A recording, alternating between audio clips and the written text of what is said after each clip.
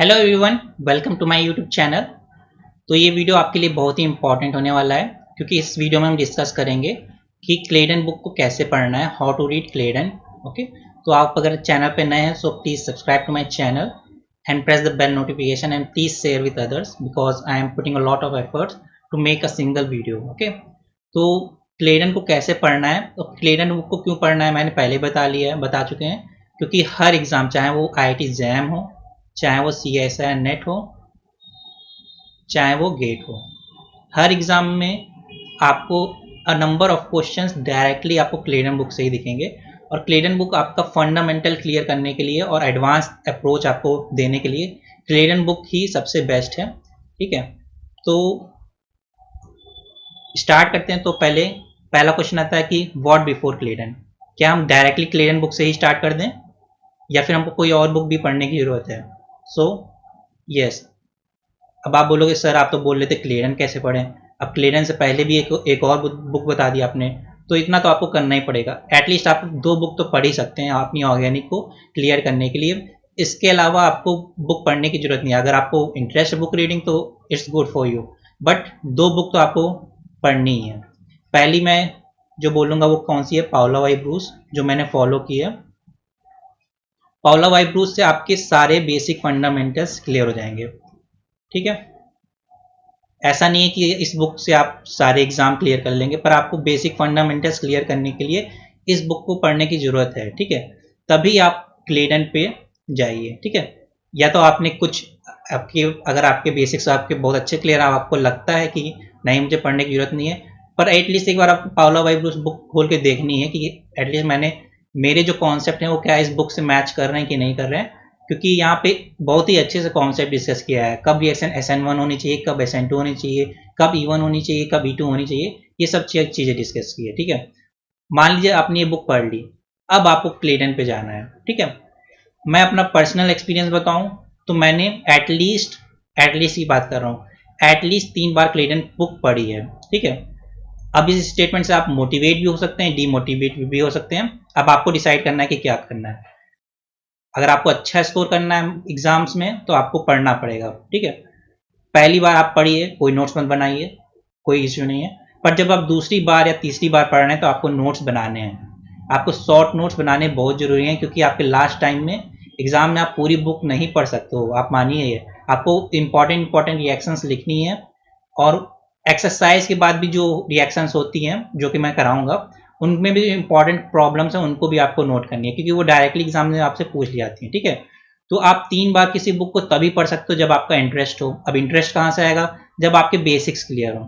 अगर आपके बेसिक्स ही क्लियर नहीं है तो आप बुक नहीं पढ़ सकते। आप 2 दिन पढ़ोगे, 3 दिन पढ़ोगे, फिर छोड़ दोगे, आप नई बुक मंगाओगे जो उसमें, फिर आप वैसे ही रख दोगे। ठीक है, तो कोई फायदा नहीं है। पहले आप अपने बेसिक्स क्लियर कीजिए, फिर आप अपना इंटरेस्ट जगाइए। इंटरेस्ट इन द सेंस कि आपको कोई एग्जाम क्लियर करना है, हाँ मुझे एग्जाम्स क्लियर करना है, आपको क्लियर है, तभी आप इस बुक को पढ़िए, अदरवाइज टाइम पास करने की कोई जरूरत नहीं है।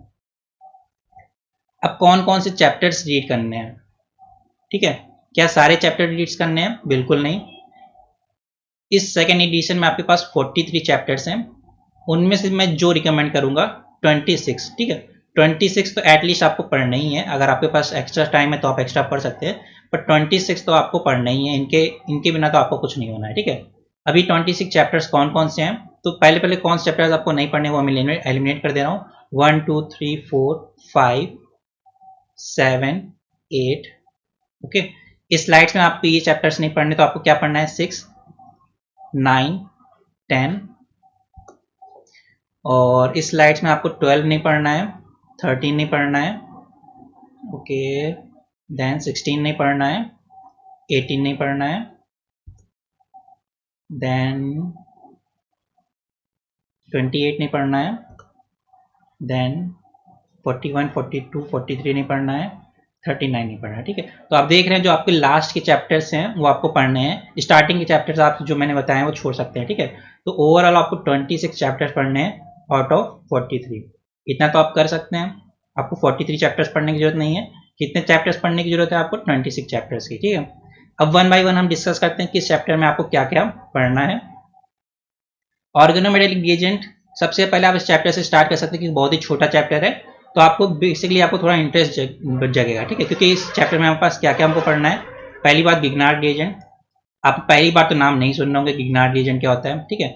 इसमें हमको गिगनार्ड रिएजेंट के बारे में पढ़ना है। उसके बाद हमको इसमें ऑर्गेनोलिथियम पढ़ना है, ट्रांसमेटिलेशन पढ़ना है, ठीक है, कि हम कैसे हम रिएक्टिविटी को लोअर कर सकते हैं किसी भी ऑर्गेनोमेटेलिक रिएजेंट की। इन सब चीज़ों की बात करनी है हमको। बेसिकली कार्बन कार्बन बॉन्ड का फॉर्मेशन करना है, ठीक है। तो इस चैप्टर में बेसिकली इतना ही डिस्कस किया गया है। फिर चैप्टर्स नंबर 6, 11 और 10 आपको एक साथ पढ़ने। एक साथ मतलब कि अगर आप 6 पढ़ रहे हैं तो 6 के बाद आप 7 नहीं, आपको 10 पढ़ना है, देन 11 पढ़ना है, ठीक है। अभी ऐसा क्यों? क्योंकि ये सभी हमारे पास कार्बोनिल केमिस्ट्री से रिलेटेड है, ठीक है, कार्बोनिल रिलेटेड केमिस्ट्री से रिलेटेड है। इसमें आपको क्या पढ़ना है? Ester formation, hemi ester formation, right, then reactivity of carbonyl compound, ठीक है, कि हमारे पास कौन सा कार्बोनिल कंपाउंड रिएक्टिव होगा मोस्ट, कौन सा लीस्ट रिएक्टिव होगा, ठीक है। देन हमारे पास चैप्टर नंबर 15 और 17 बहुत ही इंपॉर्टेंट चैप्टर है। इसका फंडामेंटल तो आपका पाउला वाई ब्रूस से क्लियर होगा, जहाँ पे आपको SN1, SN2, E1, E2, E1CB reactions आपको पढ़नी है, ठीक है। तो रिएक्शन मैकेनिज्म आपका यहाँ से क्लियर होगा, ठीक है, रिएक्शन मैकेनिज्म आपका यहाँ से क्लियर होगा, ठीक है, ओके। एक और बात मैं बताना भूल गया, मुझे क्लेडन की स्टीरियो केमिस्ट्री नहीं पसंद है, तो फिर कहाँ से पढ़े स्टीरियो केमिस्ट्री, ठीक है। तो मैं अपना जेन्युइन बताऊंगा, कोई भी प्रमोशन नहीं है।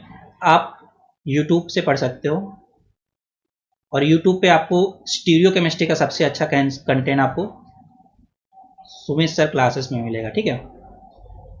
किसी टाइप का ये प्रमोशन नहीं है, मैं एकदम जेन्युइन चीज़ आपको बताऊंगा इस वीडियो में।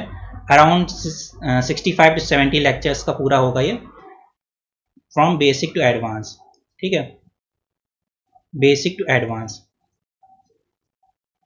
ठीक है। तो आप यहाँ से आप स्टीरियो केमिस्ट्री पोर्शन क्लियर कर सकते हैं, बहुत ही अच्छा है।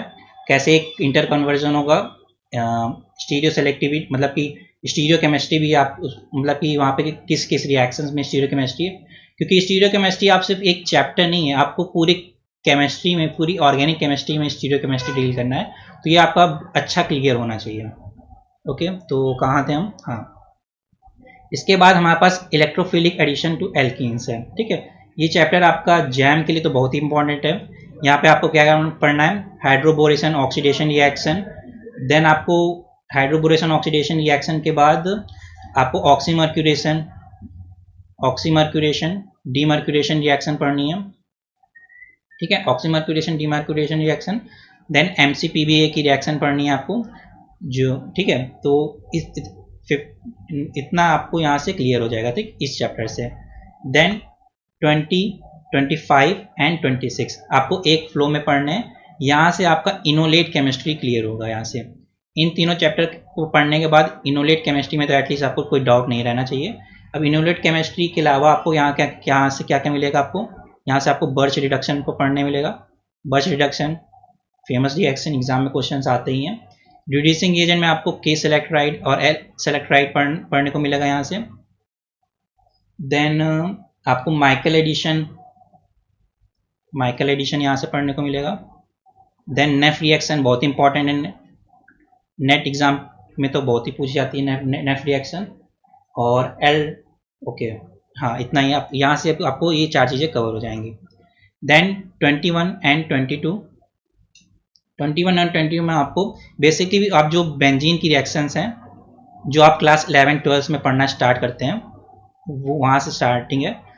वहाँ पे क्या पढ़ते हैं हम? ब्रोमिनेशन, सल्फोनेशन, नाइट्रेशन, और वहाँ पे कहाँ पे आर्थो सब्स्टिट्यूशन, कहाँ पे पैरा सब्स्टिट्यूशन, कहाँ पे मेटा सब्स्टिट्यूशन, ये सब रिएक्शंस होती हैं। आपको तो बेसिकली रिएक्शंस ऑफ बेंजीन पढ़नी है। देन 1,2 एडिशन, 1,4 एडिशन पढ़ना है, कौन सॉफ्ट न्यूक्लियोफाइल है, कौन हार्ड न्यूक्लियोफाइल है। ये सब चीज़ें आपकी यहाँ से क्लियर हो जाएंगी इन दो चैप्टर से, ठीक है।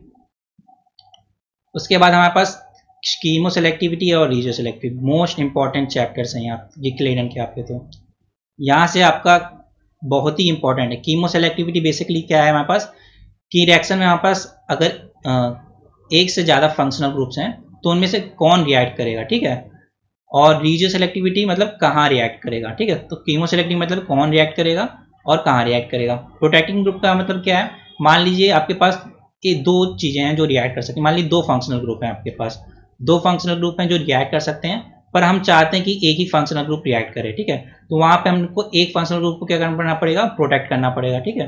प्रोटेक्ट मतलब हमने इसको एकदम से कवर कर दिया है कि तुम्हारे पास रिएक्शन होगी नहीं, हमको सिर्फ एक फंक्शनल ग्रुप की रिएक्शन करानी है, एक ही पे होगी। तो वो वहाँ पे हम प्रोटेक्टिंग ग्रुप का हमारे पास कॉन्सेप्ट आएगा। तो ये दो चैप्टर्स तो मुझे तो पर्सनली बहुत ही अच्छे लगते हैं, यहाँ से आपके बेसिक फंडामेंटल कॉन्सेप्ट्स क्लियर होंगे। देन ये चैप्टर भी इंपॉर्टेंट है। इस चैप्टर में आपको क्या क्या पढ़ना होगा, बेसिकली आपको सल्फोनियम इलीट पढ़नी है, सल्फोनियम इलीट पढ़नी है, और आपको स्टेबलाइज्ड सल्फोनियम इलीट पढ़नी है, स्टेबलाइज्ड सल्फोनियम इलीट और सल्फॉक्सोनियम इलीट, ठीक है। यहाँ से आपको इस चैप्टर में आपको ये चीज़ें पढ़नी है, ठीक है। देन एरोमेटिक हेट्रोसाइक्लिक में हेट्रोसाइक्लिक केमिस्ट्री यहाँ से आपकी कवर हो जाएगी, ठीक है।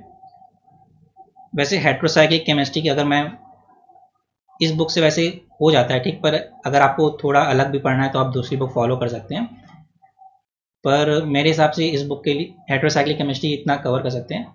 बाकी जो ये लास्ट का टॉपिक है जैसे पैराजोस पिरिडीन्स, इनको आप लीव कर सकते हैं। आपको क्या क्या पढ़ना है यहाँ से, फ्यूरॉन, पायरॉल,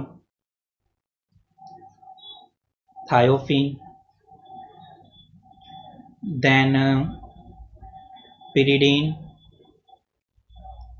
क्यूनोलिन, आइसोक्यूलिनिन, ये सब आपको यहाँ से कवर करना है। देन 31, 32, 33 ये बेसिकली आपके क्या है, आपके एप्लीकेशन ऑफ स्टीरियोकेमिस्ट्री, ठीक है। बहुत ही इंपॉर्टेंट चैप्टर्स है। इन चैप्टर्स की आप प्रॉब्लम्स तो आप एक एक प्रॉब्लम्स को आपको कॉपी पे लिखना है, क्योंकि इस चैप्टर्स की प्रॉब्लम्स सेम टू सेम आपके एग्जाम में पूछ जाती है, ठीक है। तो आपने जो स्टीरियोकेमिस्ट्री के फंडामेंटल कॉन्सेप्ट क्लियर किए हैं आपको वहाँ से हेल्प मिलेगी, ठीक है। यहाँ पे आपको 1H NMR का भी थोड़ा एप्लीकेशन मिलेगा कि हम कैसे आइडेंटिफाई करेंगे एक कंपाउंड से दूसरे कंपाउंड को।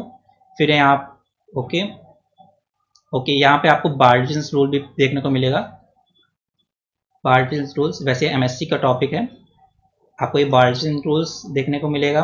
और कब हमारे पास एक्सेल अटैक होगा, कब हमारे पास इक्वेटोरियल अटैक होगा, एंडो एक्सो अप्रोच जो हम स्टीरियोकेमिस्ट्री में पढ़ते हैं वो सब आपको यहाँ पर देखने को मिलेगी।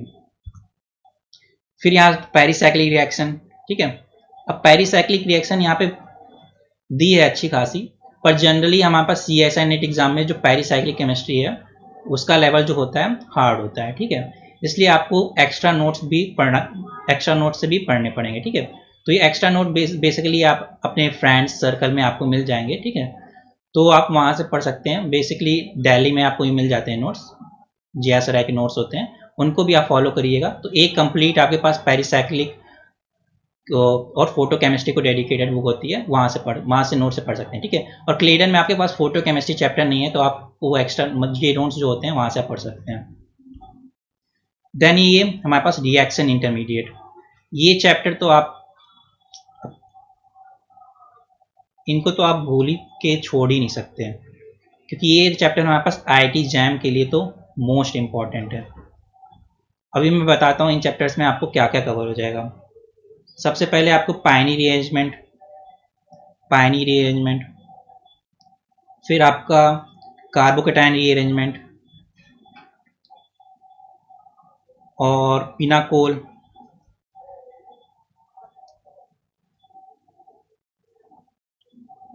देन पिनाकोल के बाद आपका डाइन फिनॉल रीअरेंजमेंट जो होता है वो यहाँ से आपका कवर हो जाएगा। और फेवरेस्की रीअरेंजमेंट ये आपको सारे आपके ये जैम के सिलेबस में है।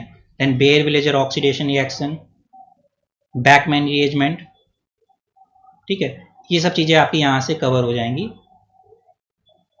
और लास्ट में मैकम्यूरी कपलिंग, ठीक है। तो ये सब आपके जैम सिलेबस में है ही।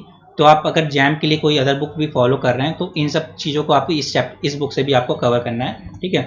देन लास्ट में हमारे पास क्या है, ऑर्गेनोमेटाइक केमिस्ट्री। तो यहाँ पे हमारे पास बेसिकली आपको कपलिंग रिएक्शन पढ़नी है, ठीक है। तो ऑर्गेनिक का जो पोर्शन है, अब कई प्रॉब्लम्स यहाँ पे डायरेक्टली एग्जाम में पूछी गई है इस चैप्टर से, ठीक है। आप जब पेपर को एनालाइज करेंगे और इस बुक को देखेंगे तो आप देखेंगे कि कई बुक जैसे हैक कपलिंग हो गई, सुजुकी कपलिंग हो गई, स्टीले कपलिंग हो गई, ठीक है, वो डायरेक्टली पूछी गई हैं, ठीक है। तो इस लेक्चर में हमने देखा कि हमको कैसे अप्रोच करना है, क्या हमको क्लेटन से पहले भी कोई बुक फॉलो करने की जरूरत नहीं है, और जो मेरा एक जेन्युइन एक्सपीरियंस है जो मैंने फॉलो किया है वो मैंने आपको बताया। अब आपके ऊपर डिपेंड करता है कि आपको फॉलो करना है कि नहीं करना है, ये आपके ऊपर डिपेंड है। सो अगर आपको ये वीडियो यूजफुल लगा हो so please subscribe to my channel and press the bell notification and please share to your friends. Thank you for watching this video.